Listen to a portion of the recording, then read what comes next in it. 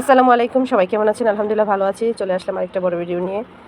আজকে দুপুরের আয়োজনে থাকবে গরুর মাংস, লাউ আলু দিয়ে, তারপর লাউয়ের যে চামড়া আছে চামড়া দিয়ে, আলু দিয়ে, চিংড়ি মাছ দিয়ে ভর্তা। তারপর এই তো পেঁয়াজ বাগার দিয়ে দিলাম।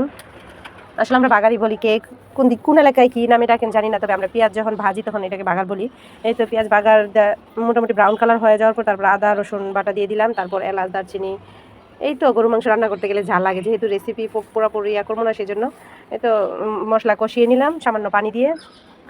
মশলা আসলে যত কষানো হয় তত এটাও ভালো লাগে, ঠিক তেমনি হাতে মাখায় রান্না করলেও কিন্তু ভালো লাগে। আসলে যেভাবেই টেস্ট ভালো আসে, এটাই মানে যে যেভাবে পছন্দ করে এটাকেই বলি এভাবে রান্না করলে ভালো হয়। তারপরে এই তো মশলা কষানো হয়ে গেলে দিয়ে দেবো মাংস, দিয়ে নাড়াচাড়া করে নেব। তারপর ঢাকনা দিয়ে ঢেকে রেখে দিয়েছিলাম।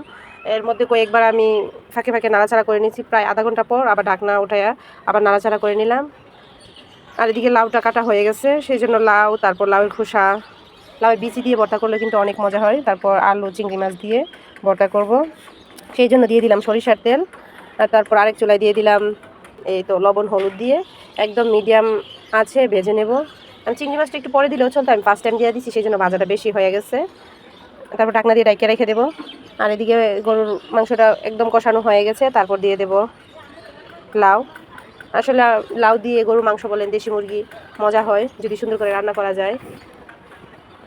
তারপর কয়েকটা আলু দিয়ে দিলাম, যেহেতু বাচ্চারা আলু পছন্দ করে, তারা তো লাউ খাবে না, সেই জন্য লাউয়ের পাশাপাশি কয়েকটা আলুও দিয়ে দিলাম। তারপর একদম ফুটন্ত গরম পানি কষানো হলে দিয়ে দিছি। তারপরে তো নাড়াচাড়া করে ঢাকনা দিয়ে রেখে রেখে দেবো।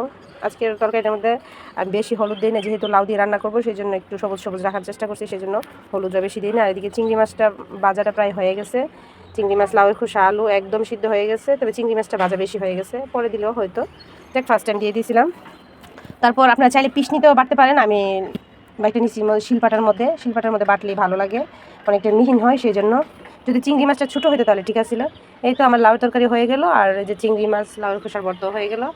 তো দুপুরে খাওয়া দাওয়ার জন্য চলে গেছি। আর আসলে অনেক মজা হয়েছে, যে লাউয়ের খোসার যে ভর্তাটা অনেক মজাদার, আপনারা ট্রাই করে দেখবেন। কারণ অনেকেই লাউয়ের খোসা ফালাই দেন, আবার অনেকে ভাজি করে খান, এভাবে খেয়ে দেখতে পারেন, ভালো লাগবে।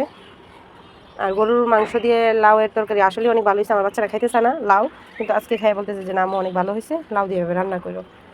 আমি বলি যে লাউ না, শুধু দেশি মুরগি দিয়ে রান্না করলে অনেক ভালো লাগে। সাথে গাছে কয়েকটা কাঁচামরিচ নিয়ে নিছি। তারপর দুপুরে খাওয়া দাওয়ার পর সন্ধ্যার দিকে মানে রাতের দিকে বাচ্চারা ফুচকা খাইবো। তো মাগরিবের নামাজের একটু আগে আমি ফুচকাগুলো ভাইজে নিলাম, আর নামাজ পড়ে তারপর তাদেরকে ফুচকা দেবো, সেই জন্য বলতেছি যে আমি আগে ফুচকাটা ভাইজে নেবো, তারপর আমাদের ফুচকার আয়োজন করে দেবো। তো এইভাবে ফুচকাগুলো এখন ভাইজে নিতেছি।